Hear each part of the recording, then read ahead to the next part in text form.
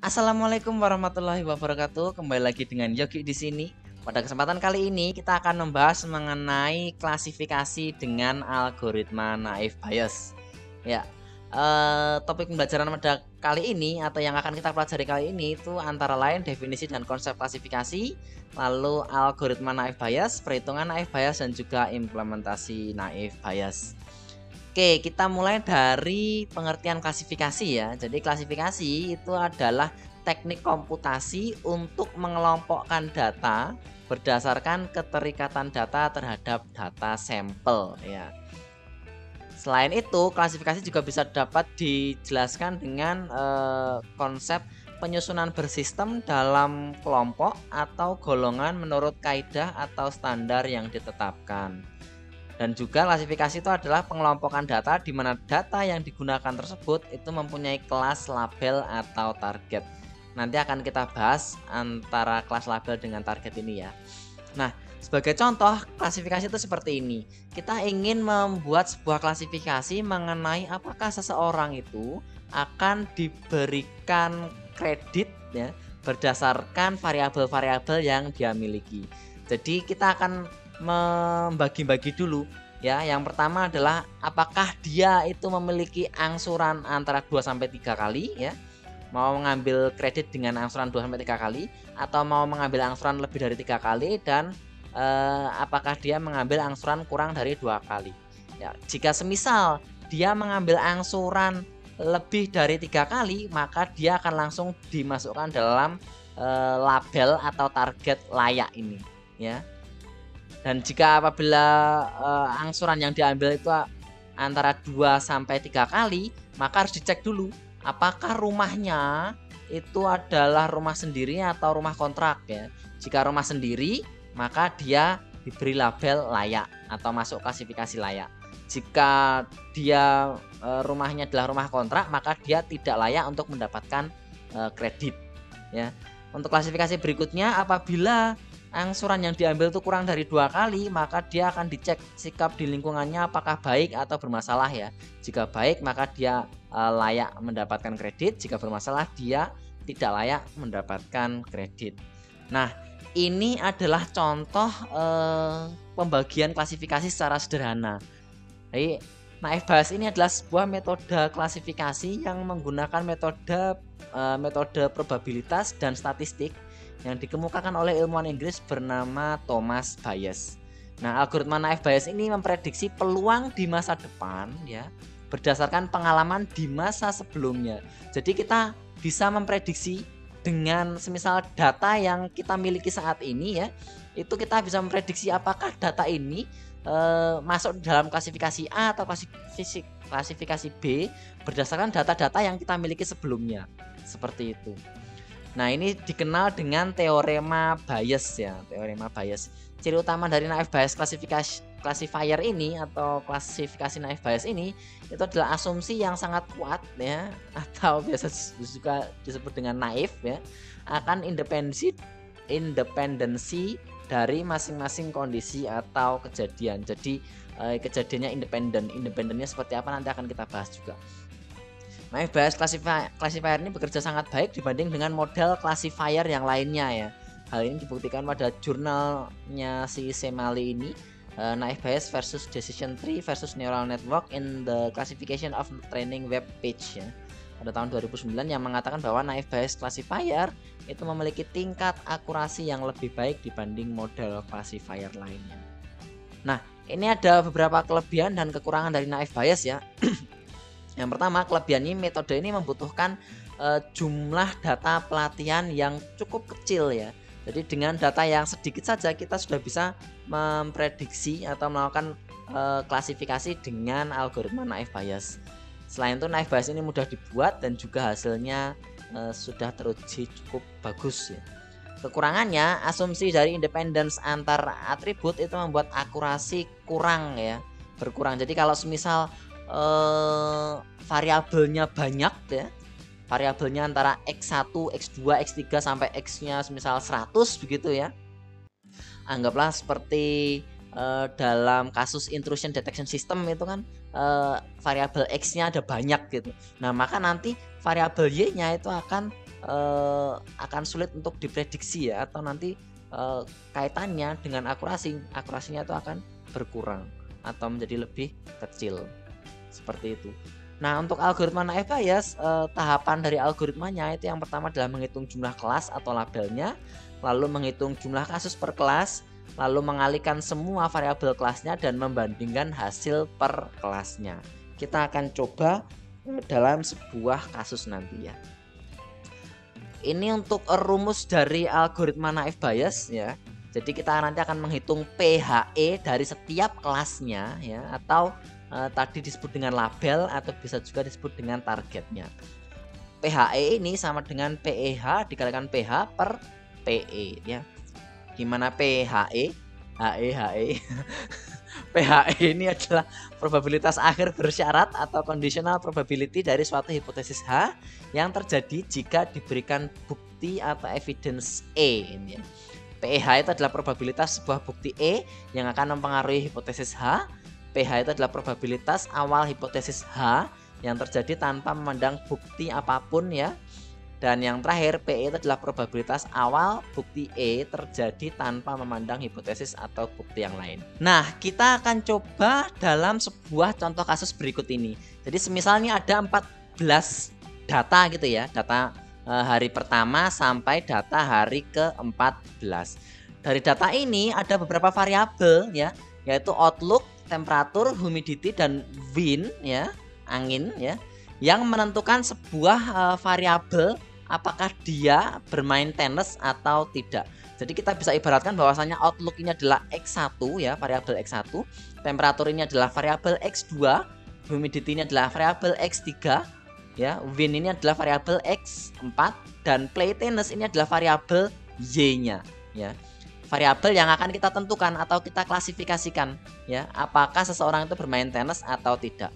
Nah, dari 14 data ini lalu kita akan mencoba memprediksi atau mengklasifikasikan ada sebuah data X di mana outlooknya itu sunny, temperaturnya cool, humidity-nya high, dan wind-nya itu adalah strong. Apakah orang tersebut akan bermain tenis ya? Kita akan cek dulu ya. Untuk outlooknya sunny, kita cek di sini ada sunny itu ada 1, 2, lalu 3, 4, 5. Data sunny itu ada 5. Lalu kita cek apakah dari sunny yang outlooknya sunny tadi, apakah ada yang temperaturnya cool ya? Ternyata di sini yang temperaturnya cool itu hanya ada 1 ya. Lalu kemudian kita cek apakah ada yang humidity-nya high. Dari yang 1 itu ternyata humidity-nya normal. Dari sini kita cek bahwasanya data ini itu belum pernah ada di dalam 14 buah data sebelumnya. Maka kita bisa menggunakan probabilitas dengan teorema Bayes ya, dengan mengecek kemungkinan data ini itu dia Y-nya itu nanti akan bermain tenis atau tidak ya. Caranya itu yang pertama adalah kita akan mengecek dulu nilai probabilitas no dengan yes-nya ya. Di sini kita cek no-nya itu ternyata ada 1, 2, 3, 4, dan 5. Berarti probabilitas no-nya itu ternyata ada 5 per jumlah datanya adalah 14 ya, 5 per 14. Sedangkan probabilitas atau probability yes-nya itu berarti sisanya ya, yaitu 9 per 14. Setelah itu kita akan ngecek setiap variabel ya. Jadi outlook ya, outlook yang sunny, kita akan cek sunny yang yes dengan sunny yang no. Kemudian nanti yang temperaturnya cool, berarti kita nanti akan cek yang coolnya saja ya, 1, 2, 3, 4, hanya 4 ya. Kita akan cek dari 4 ini, 4 yang yes dengan 4 yang no. Setelah itu kita nanti akan cek yang humidity-nya high. Humidity-nya high berarti 1, 2, 3, 4, 5, 6, 7 ya. Dari 7 ini yang high dengan yang humidity-nya high itu yang yes dengan yang no. Dan yang terakhir kita akan mengecek yang strong, yang wind-nya strong, yaitu 1, 2, 3, 4, 5, dan 6 yang yes dengan yang no ya. Kita ambil yang pertama dulu ya, untuk yang sunny. Kita cek di sini sunny ternyata ada 5 ya, 1, 2, 3, 4, 5. dari 5 ya, kita cek yang Sunny yang yes ya. Sunny yang yes dari 5 itu kita cek di sini ternyata no-nya 1 2 3 ya. No-nya ada 3, yes-nya ada 2. Berarti yes-nya Sunny yang yes itu ada 2 dibagi dengan bukan dibagi dengan 5 tapi dibagi dengan jumlah yang yes. Jumlah yang yes di sini ada 9 ya. Berarti 2/9 sama dengan 0,22. Sedangkan Sunny yang no ya, Sunny yang no itu ternyata tadi ada 3 ya. Jadi 3 dibagi dengan jumlah yang no. Jumlah yang no ternyata ada 5 ya. Berarti 3/5 sama dengan 0,6. Begitu pula untuk temperatur ya yang cool. Kita cek di sini cool yang yes ada berapa ya? Ternyata cool yang yes 1 2 3 ya. Cool yang yes berarti cool yang yes itu ada 3 berarti. Jadi 3/9. 3/9 sama dengan 0,33 ya, sekitaran itu. Lalu untuk cool yang no ya, itu berarti sisanya berarti 1/5. 1/5 sama dengan 0,2 ya. Hal ini dapat dilanjutkan untuk yang humidity high yes dan humidity high yang no, dan juga wind strong yang yes dan wind strong yang no. Kita akan lihat di sini ya. Jadi perhitungannya sama seperti tadi. Yang pertama adalah menghitung dulu play tennisnya yes dan no, lalu outlook yang sunny yang yes ya 0,2 dan 0,6.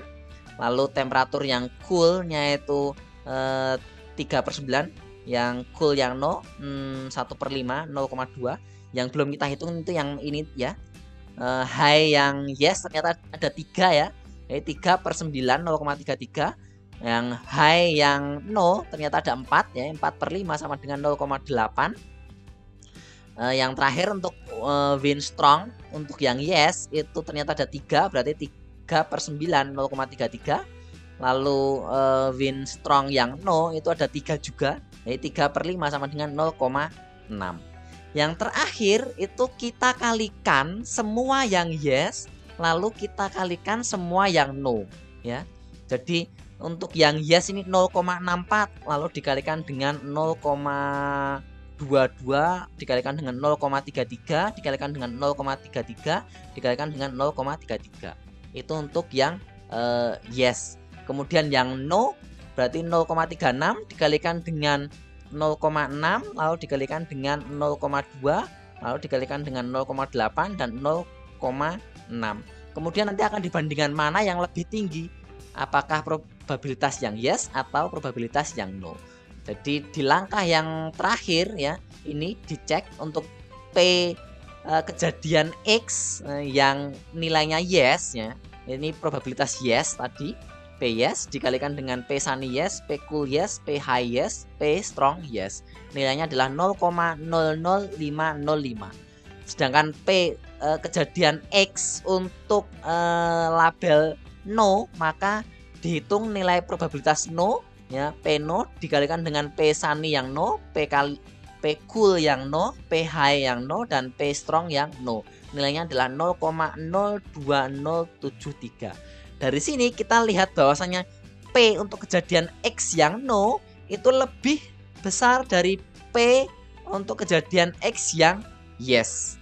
Maka prediksi atau klasifikasi untuk data X yang tadi itu adalah no atau tidak bermain tenis. Nah, ini adalah cara atau langkah atau algoritma ya naive Bayes untuk menentukan klasifikasi atau prediksi ya, prediksi dari sebuah data X seperti ini berdasarkan 14 buah data sebelumnya. Oke, kita lanjut ke contoh kasus yang kedua, yaitu mengenai prediksi usia kehamilan. Jadi semisal kita ingin memprediksi usia kehamilan seseorang berdasarkan beberapa macam variabel yang ada di sini. Jadi di sini usia kehamilan ini kita jadikan variabel Y atau label atau target yang akan kita cari atau kita klasifikasikan ya. Bisa kita klasifikasikan atau kita prediksikan ya. Nah, variabel Y ini tergantung dari beberapa macam variabel yang sudah kita tentukan sebelumnya ya. Semisal di sini ada variabel X1 yaitu adalah usia, lalu variabel X2 yaitu tekanan darah, lalu ada variabel X3 yaitu jumlah bayi, ada variabel X4 yaitu riwayat persalinan, ada variabel X5 yaitu riwayat abortus, X6 yaitu nutrisi, X7 yaitu penyakit lain, dan X8 yaitu masalah saat kehamilan. Nah, di sini ada beberapa macam data. Di sini kita cek ada data 1, 2, 3, 4, 5, 6, 7, 8, 9, dan 10. Jadi ada 10 data sebelumnya ya. Riwayatnya ada 10 data. Nah, dari 10 data ini kita akan mencoba untuk memprediksi apabila ada sebuah data dengan usianya cukup, tekanan darahnya tinggi, jumlah bayinya itu 1, riwayat persalinannya itu adalah anak pertama, riwayat abortusnya itu tidak ada, nutrisinya normal, penyakit lainnya hipertensi, dan masalah saat kehamilannya itu adalah PEB, maka usia kehamilannya apakah dia prematur ya, prematur, normal, atau post date ya. Post date itu berarti usianya lebih dari usia wajar atau usia normalnya. Nah, data yang ini tadi, data yang satu ini itu nanti akan dicek ya berdasarkan data-data yang ada di sini. Jadi silakan dicoba ya berdasarkan contoh yang sudah kita berikan tadi sebelumnya. Maka silakan tulis di kolom komentar usia kelahiran atau prediksi usia kelahiran dari data yang kita cari tadi, apakah masuk ke dalam post date, normal, atau prematur. Ya, itu saja yang dapat saya sampaikan untuk kesempatan kali ini. Apabila ada yang mau ditanyakan bisa ditulis di kolom komentar. Sampai ketemu di video berikutnya.